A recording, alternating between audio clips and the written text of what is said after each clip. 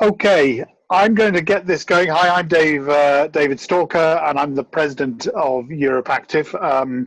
Many of you have attended many webinars with us during this period, and we hope that they've been really helpful and useful to you, particularly as now things are changing and some of the things you've learned or ideas you've picked up are coming into use in your own workplace. Before I introduce this particular panel, I just want to get over, I will say it again at the end, but obviously this Saturday at 5 o'clock Central European Time, 4 o'clock British Summer Time, there is the Be Active Hour. That's hashtag Be Active Hour, supported by a number of companies in the industry, that FIBO, GoFit, Matrix, MyZone, Technogym, and Les Mills. And that is just an opportunity, working with the commissioner, for us all to get active and do a class. And I hope you will either go on one of the links or go on an Instagram live or go on a Facebook and take part in that. It's all the fun of activity. Anyway, that's my plug for that. We'll mention it again. Today's webinar kind of different. We're not going to have questions at the end. We're just going to chat our way through it, and you should be able to see all the esteemed guests in front of you. So we've got our glass of water, in my case, my cup of tea, and we will chat on a number of points. What I've done this time is I've got there was only one criteria for delegates, and that was that they had to wear glasses. And thankfully, three of us have worn glasses as we've got a little bit older, and then we've been able to find Philip, who brings an air of exuberant youth to the panel with and a great insight. So we're looking here for the first time from a supplier's point of view. So I've got Marco, who many of you will know. He's the MD for Benelux and Denmark for Matrix, Johnson Health Tech. I think been with them for 12 years, a well-known individual around the industry, and will have lots of views. Doesn't have a piece of fitness equipment behind him, but normally would. Frank, I know a lot of you will know Frank. Frank, Vice President International of Life Fitness, was on the board of IFA with me so long ago, has been a EuropeActive person, is responsible for Middle East, Africa, APAC, and has been a stalwart of the industry forever. And Philip, who is founder and CEO of eGym since 2010. He's experienced tech guy. I really have just been hugely impressed, particularly I mean, I love the kit. I love the kit of you all, but it just so happens that they've got eGym kits at where I work out, but in also how the company has moved at this time, embraced where it's going on the tech side, and looking at how we change and how we become digital in an analog world, which I'm sure Philip will talk more about. So that's about these people. I'm going to start by just going across each individual and looking at from the impact of their company, and in that perhaps wind in your views from the equipment manufacturing view, as well as your own company, of the impact of COVID-19. Frank, can I kick off with you to give some views on that? Yeah, sure, David. Yeah. Yeah, as you can understand, there are multiple stakeholders here, but our top priority first was, of course, the health and safety of our employees. We all know COVID started in all far in the east, so in China. So early on, we had already, even before it was a pandemic, it was still an epidemic, we had to make some decisions to make sure that the safety of our employees were secured. So we worked really close. We immediately developed a COVID-19 task force, and we made sure that our people in Hong Kong China were able to work from home during these times. That was even before anything was closed and before governments were saying, okay, the work from home policy. So that was our first priority. And then, of course, what to do, when to do it. So most of the business units were already working from home even prior to government announcements. At the same time, we had to make sure that also in our manufacturing facilities, we were able to continue our business, to keep on supporting our customers. So we put a lot of measures in place to make sure that social distancing was there, sanitization was there, all these things were put in place. So we created a safe environment for our employees while we were able to continue working. Early on, especially when we saw that happening in Asia, so especially China, where it started, we realized pretty soon that clubs were not allowed to remain open. Most of the clubs closed. So working out at home was a big thing. So we had already some digital solutions developed, but we further intensified the development, offering digital coach, which is a free daily on-demand workouts program. It's also a subscription, as we also realized that some of the operators really wanted to have a more branded experience for their members. We offered a free Halo Premium. Again, that is to create that branded experience. So a lot of digital developments that happened to make sure that people were able to work out at home while staying connected to the club.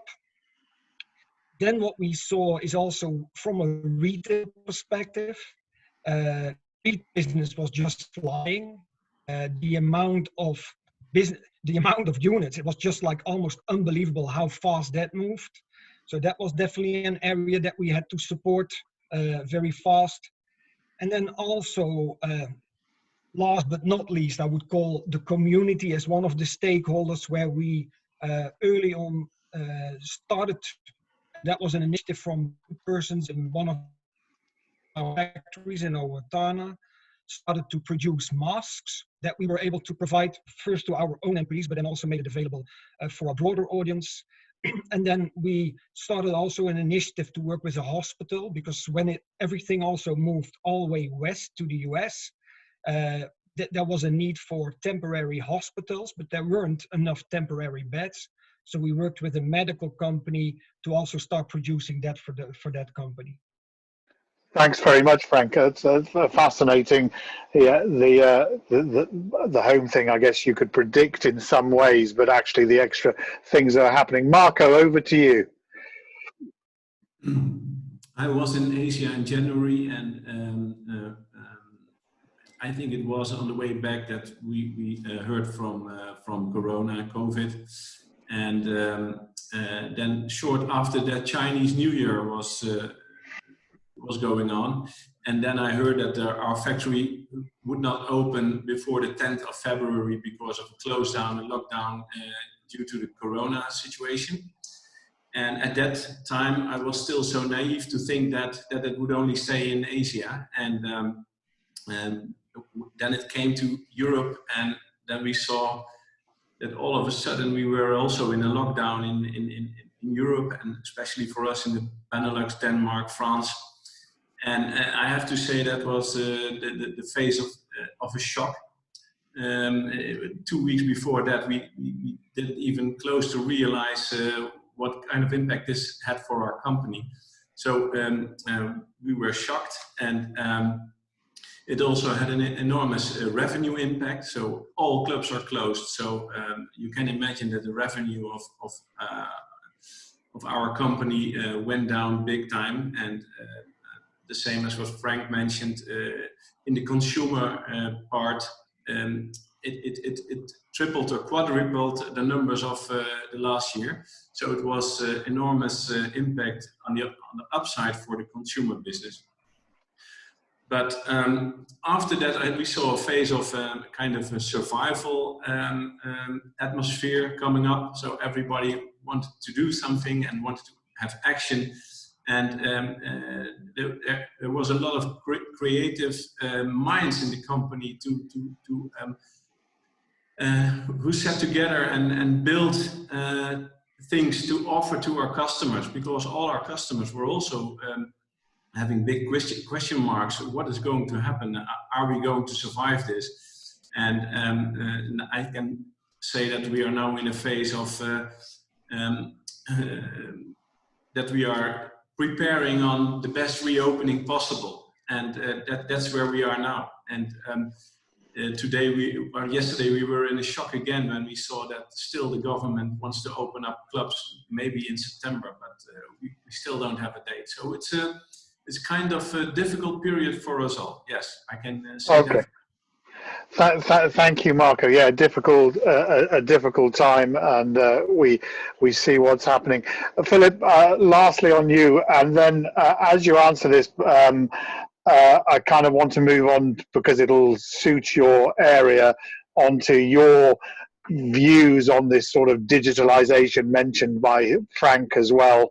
But you know, from what's happened at eGym, and then your sort of overview on digitalization and the industry taking note. Yeah. Sure. Yeah. Thanks, David. Hello, everyone. So we looked into China specifically in February, and we realized, you know, there's coming something towards our core markets in Europe and North America. And so we adjusted our strategy, and we basically created 3 elements. Element 1 was cost containment. We wanted to be safe in even the darkest scenario and remain our financial strength to really also be a great partner and a great innovator. Number 2, we focused heavily on our team, right? We knew that it's a difficult situation in our industry. It's a public health crisis, and then they also have to work from home. So we did a lot of things to really invest heavily into our team to make sure the morale is high and the productivity is high. People are safe and happy. And then element 3, and that's a really exciting topic, was, you know, we paused a lot of our efforts and realigned them towards what we call the Corona Gym solution. So there is a new normal, and this comes with a lot of threats to our industry that we feel right now, but it also comes with a lot of upside. And if we are just basically keep suffering from the downside, but don't harvest the upside, then we have a problem. And so that's why we were actually creating a lot of positive energy to create our Corona Gym solution. And I'm proud to say that, you know, our great partners at Matrix and Life Fitness also contributed here to really provide an awesome experience that also, you know, uses all the abilities of digitization to really push our model further. And that really leads me to your second question, David, if I may, on, you know, my view on digitization. So clearly, many people use digitization as a, you know, word that is already enough to be, you know, everyone should be thriving towards, but we don't digitize because we want to be digital. What really digitizing means is, for example, providing a personalized user experience, because that is possible with software. And we all, as business leaders know that, you know, profit always starts from the core. And so when we think how we digitize our business, we first need to look into our core business. How can we make our core business personalized, and then extend it also outside the 4 walls? But digitizing the gym industry, for example, does not mean now flipping, you know, from watching Jane Fonda on VHS and now streaming it. But digitizing the gym industry really means providing a personalized user experience inside our 4 walls that is also extended outside our 4 walls. And I can really speak, I think, well here, because we are, you know, the global tech leader in providing smart equipment through our partners like Precor, Matrix, and Life Fitness, but also on smart strength on our own equipment. But we are also the largest app provider in the world, with more than, you know, 12,000 locations on our app. And so we also reach outside the 4 walls. But what we really stand for is we are profiting from the core, and we start, how can we digitize the gym and then extend it somewhere else? And that's really what we do.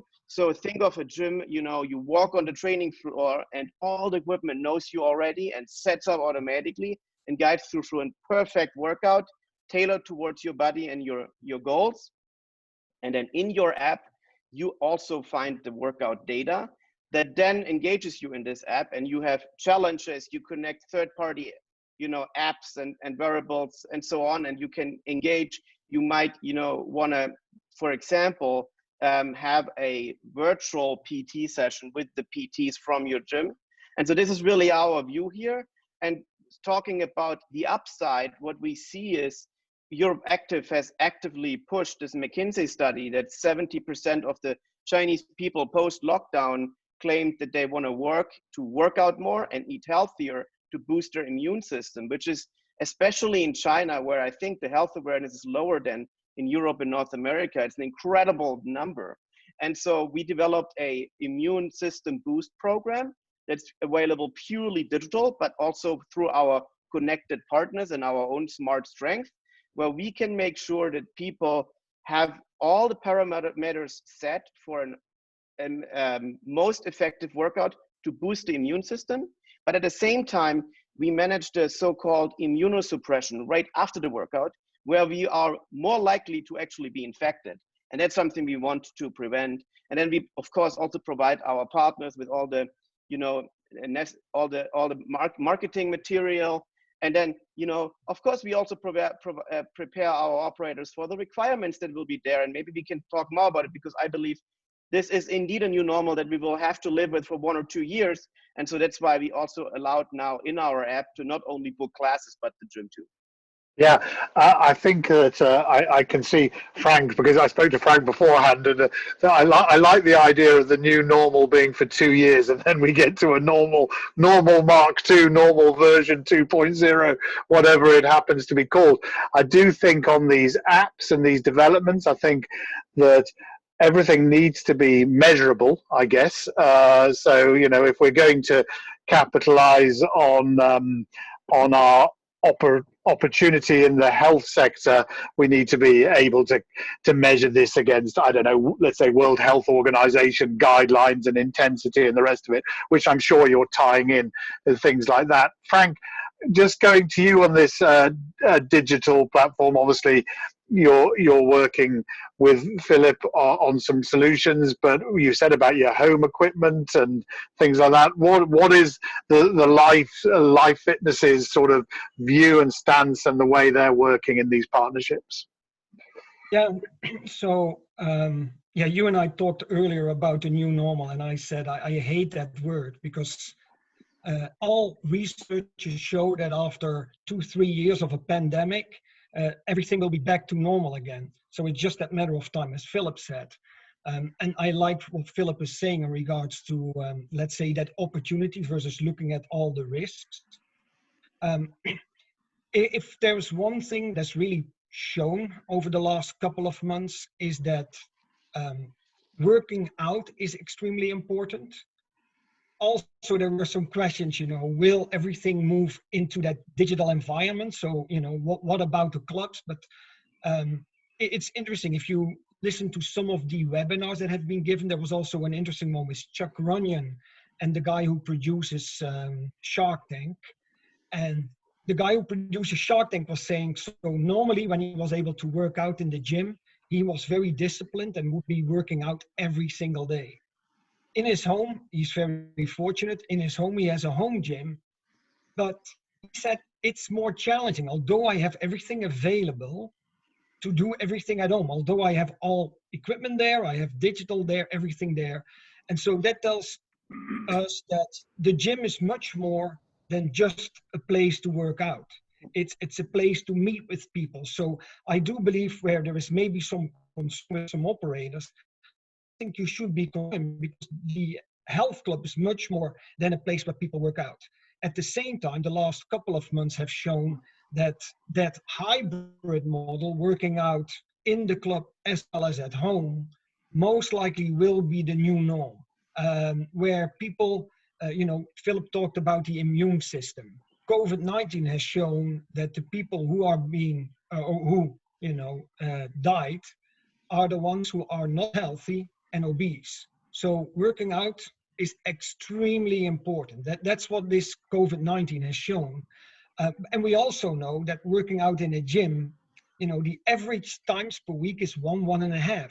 So that's definitely not enough to really get the results that you need for that immune system and to stay fit and stay strong. So I do believe that combination, that hybrid model, where you do need that digital component, where you connect members and you create that community for your club, remains critical. And I think that is the model going forward. It was interesting in one of the webinars that EuropeActive facilitated.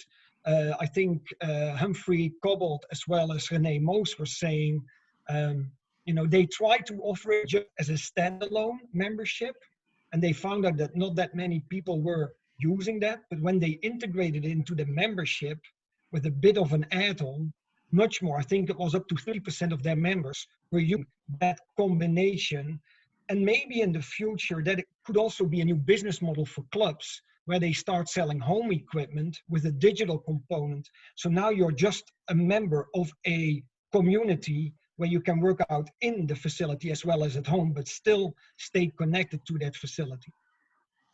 Great, I do think that there is an opportunity there, and equipment manufacturers will look at selling equipment, and some of us will just pull out a pair of dumbbells and a rope and whatever. But it will be, I think, a combination of people doing things. In a minute, I'm going to go to Philip, because I know, Philip, you've got some stats on the German market opening, which talk about people therefore coming back, which will help with the conversation. But Marco, I just want to ask you, from a sort of matrix point of view, how's the sort of digital offering, in terms of changing the focus in terms of manufacturing? I mean, any which way, with social distancing, there's going to be less treadmills in a gym for at least a bit, or whatever. And I know you're a really forward-thinking company, so I'm just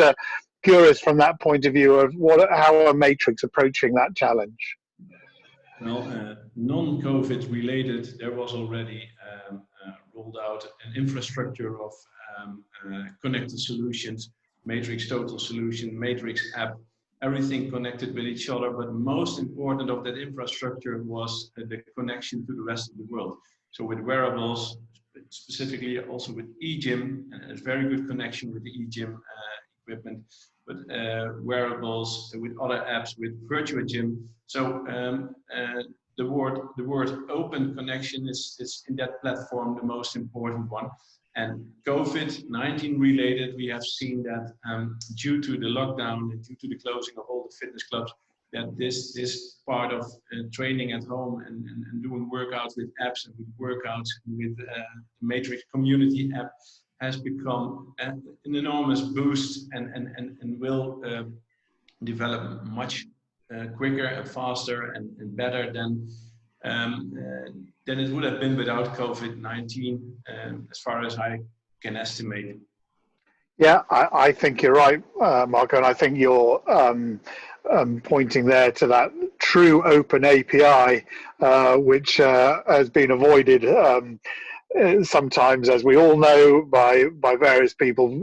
I don't think you can go forward without that true open API going forward, because that's what the consumer demands, that's what the consumer needs, and it's the only way to get the links that Philip talked about, of being able to do all the various things an individual might want to do. On these EuropeActive webinars, we had an interesting contribution from a guy in China about the reopening there, giving us various statistics. And he sold them so positively, but actually when I looked and listened to them, I was kind of less positive, because I couldn't make out whether it was 80% of the original membership or 80% of the new targets, which were much lower, and therefore it was a worry. Philip, I'd like to go to you to sort of, maybe now that Germany is sort of opening up, and I know that you'll be on top of stats, maybe give your view on how it seems to be shaping up there. Yeah, absolutely. So what we did a small study after we had the gyms opened for 2 weeks in North Rhine-Westphalia, which is the most highly populated state in Germany, and we've just finished basically 2 weeks of being open, and so we did a study, and what we saw there across all the gyms that are using our platform there. So we basically track everything that happens through our also member management integrations, but many of them also have our equipment, our connected cardio partners, and so on. And so what we saw there is in week 1, on average, the check-ins were 40% of what was there pre-corona. So I would say in week 1, that's pretty encouraging, like a huge jump. Week 2 was unfortunately just 55% pre-corona. So what I see here from the returning members, it more looks like a U-shape. So you have the ultra fans, the 40% that go into the gym in week 1, but then we were slowly growing 55%, obviously very early after 2 weeks to integrate, but it looks more like a U-shape. However, what we thought was really exciting, and that's also similar to what Ronnie Kai from China, in my understanding, reported, new membership sales. When we look now into the users that joined in these 2 weeks, in week 1 compared to the same week last year, our gyms signed 150% of last year's new joiners. And in week 2, we even ended up on plus 200%. Now, of course, there's also lots of catch up to be done, right? So there's probably a lot of people that wanted to go to the gym in April and finally sign up, but couldn't. But it's actually really interesting to see that, the new membership sales really jumped again. When you look now onto total May, it still doesn't look overly exciting. But when you just look at these 2 weeks, it's actually a pretty nice picture. And so I would basically, based on the data we're seeing, I would advocate for give our members time, make sure they feel safe, and they will return more like in a U-shape. And the new membership sales, if we find the right approach, we can achieve a V-shape. And Martin Seibold, the CEO of LifeFit Group, he actually also spoke yesterday in a webinar about, they're pushing indeed a marketing campaign around the immune system. And they're also really successful here. And what he was saying basically is just, if you just now would launch your average, summer campaign, you bore the prospect to death. That's not what they want to hear. Like, I don't know, bikini, get in your bikini shape or whatever. That's something that is, you need to be a bit more creative and also actually really think about the needs of your members. But if you really focus on the huge opportunity that we will see so many health seekers that were basically imprisoned for 8 weeks in their homes, and they had too much food, and they were being told that their risk is at life, their life is at risk because they might not have a great immune system. Well, here you go. That's your opportunity. Make sure, because we have an awesome product that exactly tackles the top of mind issue. And so what we see there is that there's a huge upside, and we just as an industry need to make sure we grab that. I think that is absolutely fascinating. Obviously, the first bit a little bit scary, but I actually think there is an opportunity in there, because those members carried on exercising, perhaps got used to exercising at home, got back into running or cycling or whatever. So, you said. By the way, David, yeah, that's also a good point, right? Yeah. So the question is, as a gym member, I want to still be active. Should I be going to the gym over this summer? And I might be afraid of, being infected, or can I go for a run outside? But if my also cardio machine, for example, is smart and it doses the intensity based on my needs, then all of a sudden, it's indoor, which is a negative, but it is tailored, and that's a positive. It's much harder for me to just run, next to the Thames and still be, highly effective. And so this is really our strength. And of course, strength training in general should be also our push in the summer, because that's something it's much harder to do outside. And last interesting data point I want to share, the eGym equipment users, turn out to be 15% more likely to return already in week 1 or 2. Well, I'm sure you'll have some analytical details on the reason for that. I'm going to bring the next question. I'm just going to summarize not summarize your points, but 40% back, and you could say they're the 40% fanatics. I mean, most of us have been in the industry for a long time, always looked at them as 20% because it was the 20% of people, it was always the 20%ers. So actually 40% isn't that bad. We're coming into the summertime, so they're doing activities outside. If our digital solutions work for them, we should bring them back in. I think it's fascinating, the new joining rates, and yes, there is some catching up to do there, but that is where, I don't know how many people from trade associations around Europe are on this, but that is where trade associations need to be capitalizing with their local governments on the message. Is this the moment where VAT finally disappears from memberships? Is it? Why not? It probably is a great opportunity for that message. I know some countries have lowered them, but we actually have a strong message there as well. Going to you, Marco, in the environment and in that sort of matrix environment, what have you observed that you think companies, not necessarily, which maybe Matrix are doing, but which companies across the industry should be looking at? Because we do talk about bringing members in, but as Frank mentioned at the beginning, and you mentioned, we have a whole load of employees who are out there who are going to be coming back in, and some will have had some terrifying experiences during this period, and some will have just not suited the environment. What do you think we should have learned from this experience in preparation for bringing back employees and back into the working environment? So it's bringing our employees back to the working environment? Yeah, our employees, but you can speak with whether you were Marco of Matrix, or you were the CEO of a gym, or the rest of it. You know, what have we learned, and what should we be thinking about for our employees as good leaders?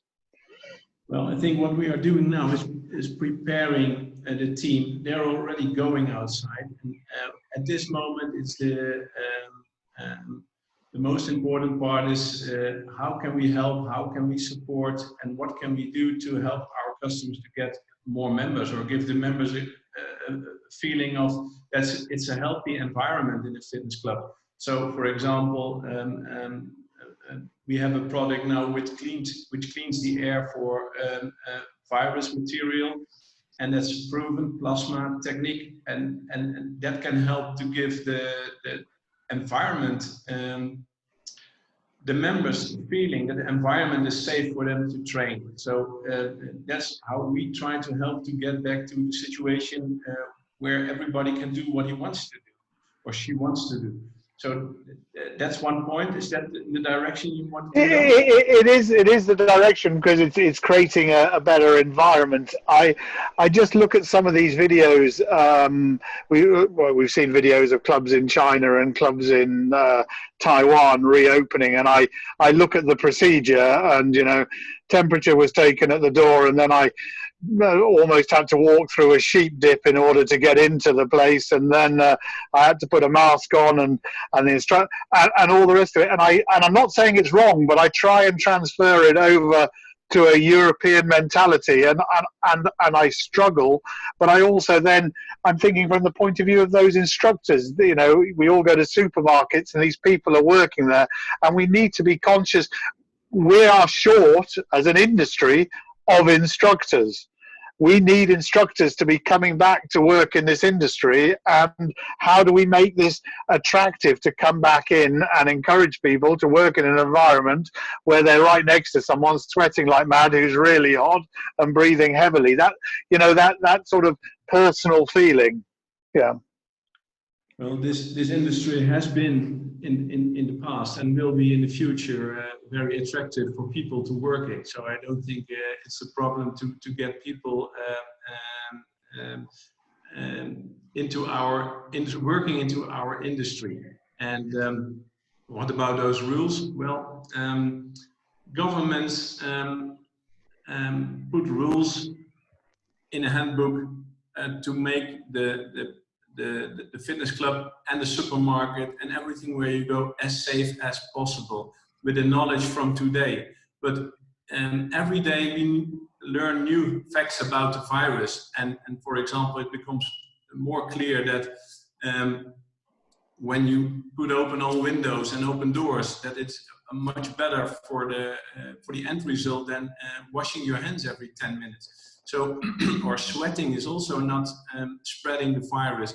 So I think governments also have to be sure that the rules which they let us implement in the fitness clubs, that they really take care of a safer environment rather than doing like it's a safe environment. So that's another important thing. Yeah.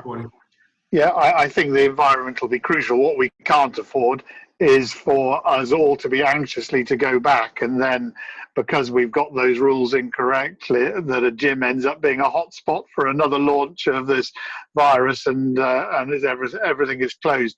But I worry about our people. I worry about our people because they're outgoing people. That's the industry we're in, and these outgoing people have all been indoors for a long time. You couldn't put a less suitable set of people in isolation, in my view, and now they're going to be out going there. Frank, you obviously cover an enormous region of people and personalities, and from live fitness on, obviously back in Chicago and the rest of it.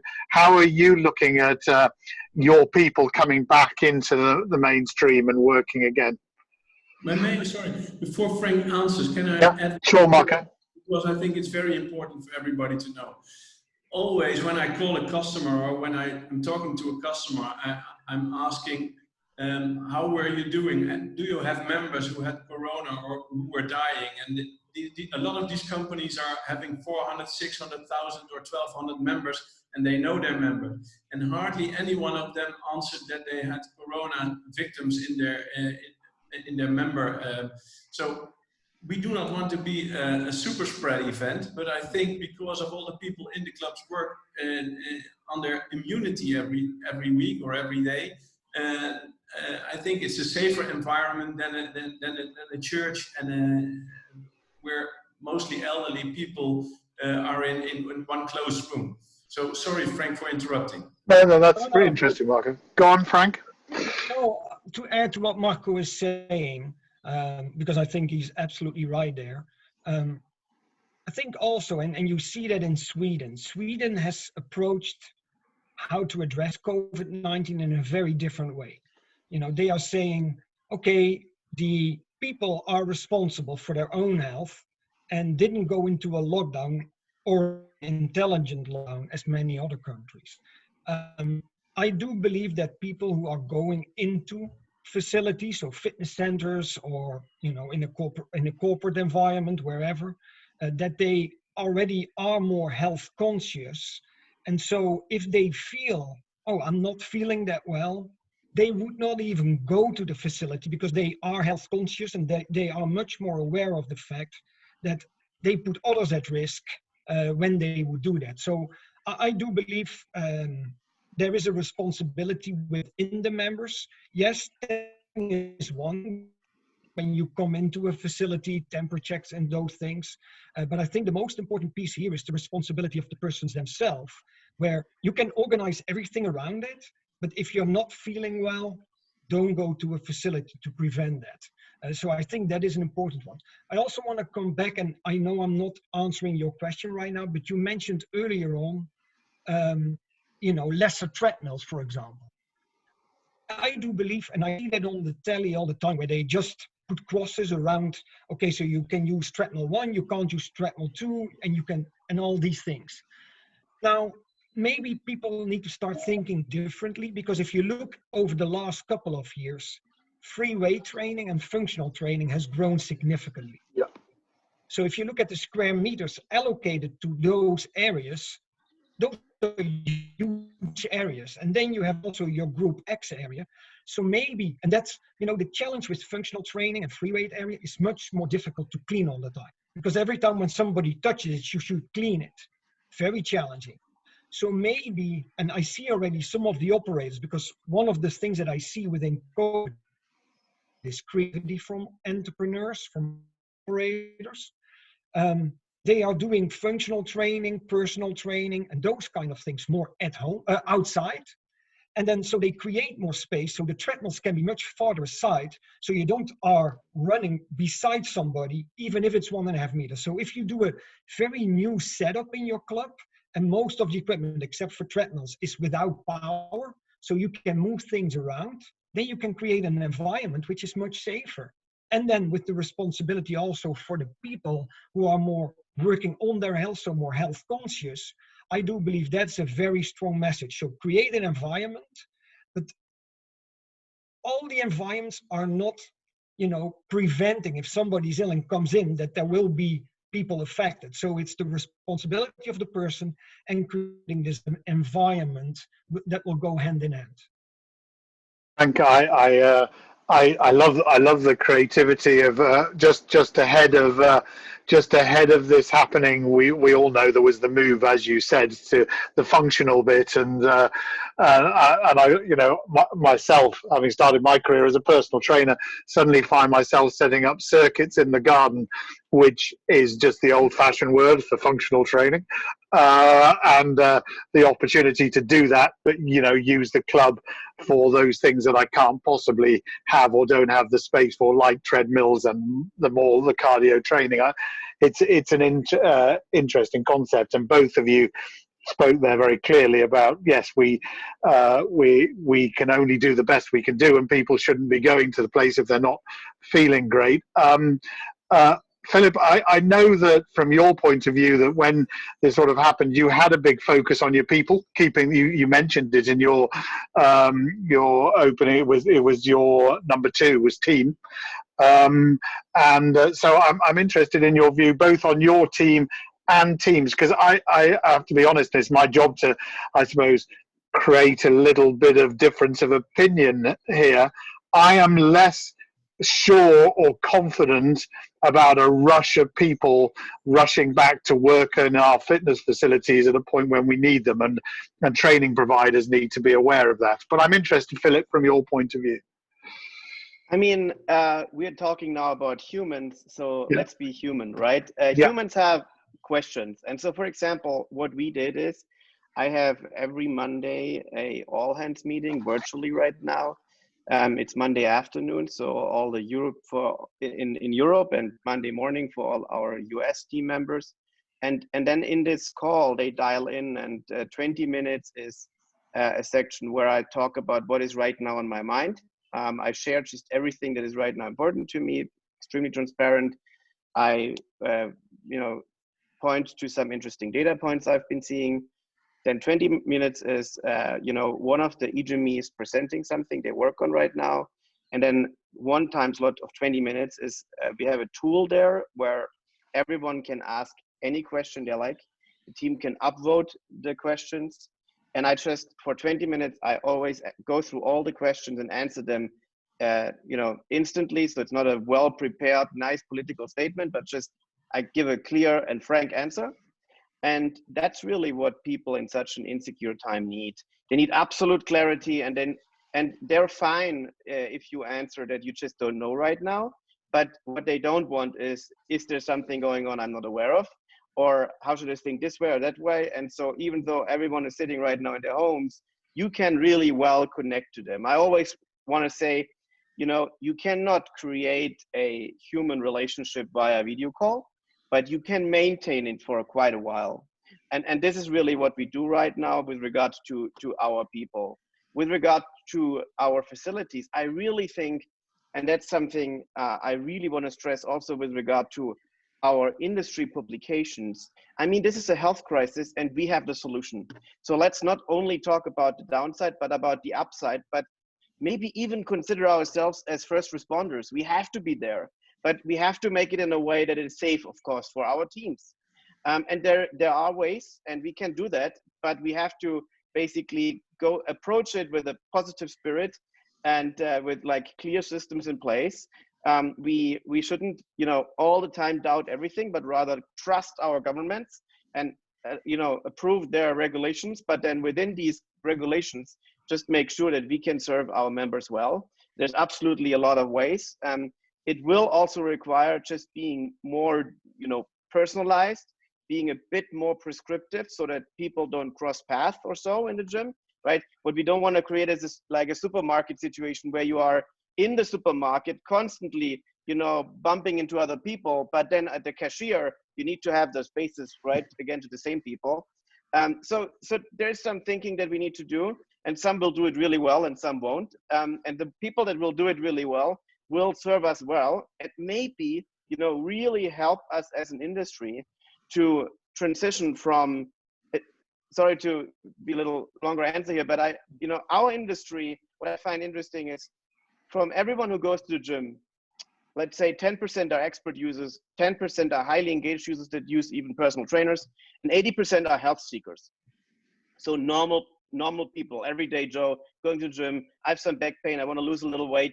So normal people that want to, you know, manage their health and go to the gym.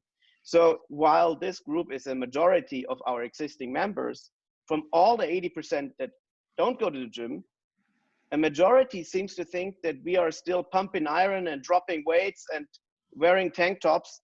And this is an opportunity for our industry to correct that picture. We are real health providers, and we have the solution, and we can get that done if we focus on all the positive things, and not only, also with industry publications, not only live with the threat. Yeah, it's yeah. Go on, Frank. Go for it.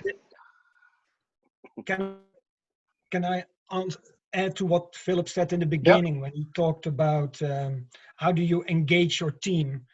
So every Monday morning and Monday afternoon, depending on the time zones, we organize a sharing best practice meeting. And the reason for that, as Philip said,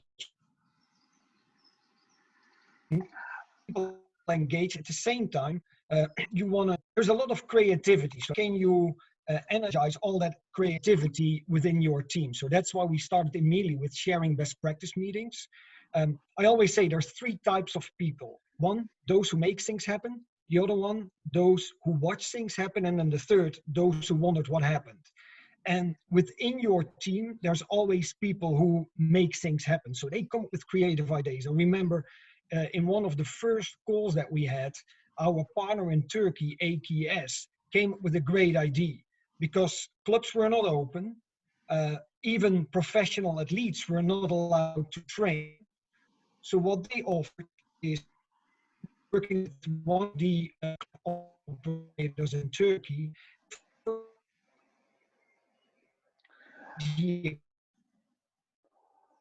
club got some money, especially got some exposure, because all these workouts went online. So it's how do you stimulate all this creativity within this group? And that's what we were doing also in these sharing best practices, to make sure that everybody was not bogged down on, okay, you know, it's tough, we can't travel, we can't visit our customers, we can just be on the call.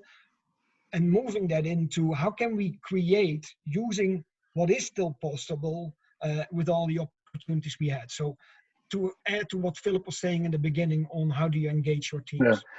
Yeah. Great. I know we're coming up for 10 minutes to go, and I want to take the question a little bit out of our industry in a minute. And it was interesting, Philip's point about everybody queuing at the checkout, but all over each other in the supermarket. And I saw about the worst experience ever in the UK, where they decided to rope 5 people together to go around the supermarket, all 2 meters apart from each other, and they didn't even know each other. So one was going for the tomatoes, one was going for the and it was just mayhem. And a supermarket, a very laterally thinking manager, had come out with probably the worst solution I've ever known to supermarket traffic. But I can't imagine us doing that in the gym, but he did. What I'd like to do is, just before we move to a last question, I do need to mention that at the end of this there will be a poll for all the people who are listening there. We like to know that we're heading in the right direction with webinars, and take your guidance. So please do fill that out. But on a last point from each person, and it's sort of different. We all look out of our window. I'm just outside London and I'm in the countryside, but the sky's never been bluer. I'm not half from Heathrow and I haven't heard many flights, as you can imagine. And we get photos of clear water in the Tiber and so on and so forth and the rest of it. It's been probably the greatest positive impact of a disaster, a cleaner environment. A little bit of a lateral question, and I don't mind whether you address it from an environmental point of view, a personal point of view, or a world point of view. How do we keep that going? How do we not turn back the environmental clock again in order to capitalize as we need to on the builds? It's a tough question, but I'm going to throw it your way first, Marco. So that's your long-term perspective question. Yeah. So, first of all, regarding to the fitness industry, I think 10 years from now, the fitness industry will be much bigger than it is today. And it will be bigger indoor, it will be bigger outdoor, and it will be bigger digital and streaming-wise, and classes and all that kind of things. So that's in line with what we saw over the last 50 years, and all crises we had didn't hardly showed any dip. So I think because of the consciousness of the people that this is working out is helping you, and exercising is helping the quality of life, because that's becoming more and more clear now, that this is not going to stop. Also not due to 1, 2, 3 or 6 months closing down through by COVID-19. So which part of the cake you as an entrepreneur will have depends on how creative you are, how good you, what is the quality of your product that you offer to your customer. So that's the good thing.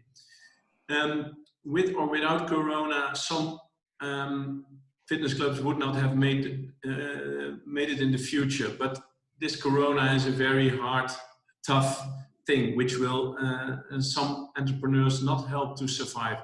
So what we try to do is to help there as a customer, as a supplier for the short time, with leases, with all kind, with financial things, all that kind of everything was possible to survive, and then go to 5 years. I think then we are halfway where we are in 10 years. So that's I think this line is steady going up, but we first have to recover from this close down, and that's what we need to do this week and next week, and the months after this. And as far as the environment globally, what my opinion is on that, I think we learned that maybe we do not have to fly so much. We do not have to fly inland. Maybe we can use the train, or all that kind of changes will happen. And so everybody found out how easy it is to communicate over Zoom, but it is not. This is not taking away the physical contact, but it's sometimes we learn now that it's easy to use it. So this will also happen to get less traffic on the road, and so I think it will have an impact for a very long term, and at least everybody got the time to think about this very properly. So, great, thank you very much, Marco. I agree. Less flights, more Zoom calls will make a huge difference, and I do believe the industry will boom. Frank, fairly quickly from your point of view, only because I'm determined to stick with time. Yeah, so agree with Marco on the industry, but let me talk a bit about personally. So 60 years old, and in my 60 years, I have never experienced a period like this. So much impact. And I'll give you 2 examples. One, my mother is already 10 years in a closed environment, having Alzheimer's, and I haven't seen her since March 26. So definitely, you know, and this is my experience, but I'm pretty certain that a lot of people have experienced the fact that they weren't able to visit their or grandchildren. And I'm pretty certain that that will make people think more and more about the environment in general. The other thing, last week, my mother-in-law passed away. And I can tell you, cremation, where you only are allowed to have 3 people, and you have to make choices on who can join and can't join, it's terrible. And so the impact that that had on me personally makes me think more and more about, okay, how can I support to work together with others to make sure that the environment really is changing? And I think that that is a big lesson that I learned from this period very personally. Brilliant. Thank you, Frank, and sorry to hear about your mother-in-law. Philip, over to you. Yeah, thank you. So talking about our environment, you know, economists would say right now our carbon footprint isn't, economically speaking, an externality. So basically, we can waste it and we don't have to pay for it, but it actually creates damage. And so while politicians are always focused on, you know, micromanaging humans and kind of preventing them from doing A and B and C, like economically makes no sense. So if you ask me how to tackle that, you know, we need to have a tax on carbon, but then dramatically in the same time reduce the corporate tax and the income tax. This, for us as an industry, will already allow to be much lower taxed. And so we can invest much more in our business that drives real value. And people then themselves will decide, you know, should I jump on a flight or can I take the Zoom call? But, you know, the damage to the climate is priced in. If they can do the Zoom call, that's great. They will not damage the, you know, climate. At the same time, they have more money in their gym because they pay a lower tax. That's how I would see that problem. On the gym side, I would rather say like we will get into an age of more sustainability. And the largest market in the world is the healthcare market. And this is right now a 99% repair business. And this business will be more transitioning to a more sustainable approach, more preventative. And that's us. We are the solution for a more sustainable, largest market in the world as we drive people to more prevention, right? And who wouldn't prefer working out and feeling great in their body versus being worried about, will somebody put a ventilator into my mouth and intubate me, right? Yeah, in fact, yeah, it is absolutely so true. I don't know if the just for everybody whether the polls just popped up in front of them. It does with me. Thank you very much for that, Philip. That popping up also needs. I need to bring this to a close. A couple of points, just so everyone knows. There is a webinar tomorrow. It's much more exercise focused, and it's how to involve pregnant women in exercise solutions. Next Wednesday, active citizenship. There's some great speakers on that one. There's a business of online personal training, which I think will become more and more crucial on Thursday, the 28th May, and another of Peter Croft's led digital series coming up. Look, we have Be Active Hour this weekend for all the trade associations who are listening in. Do your stuff. You've heard what these guys are saying on here. We know that through this virus, we're at the front of people's attention. Can we get rid of VAT? Can we be health providers? Are we an emergency service? Can we do all those things? I really think the information from Frank, Marco, and Philip just adds more into your personal pots and your ability to be a survivor and a prosperer in whatever comes out. I have been in this industry for a long, long time. I love the people. I get excited about the future of it. I won't be knocked down by a pandemic any more than anyone on this call will be doing. We will drive it forward. We will make a difference. On behalf of EuropeActive, I want to thank you all for attending. A huge thank you to Frank, Marco, and Philip. If you're in America, good morning. If you're in Europe, which the rest of it is, it's It's lunchtime, almost time for the first glass of wine of the day.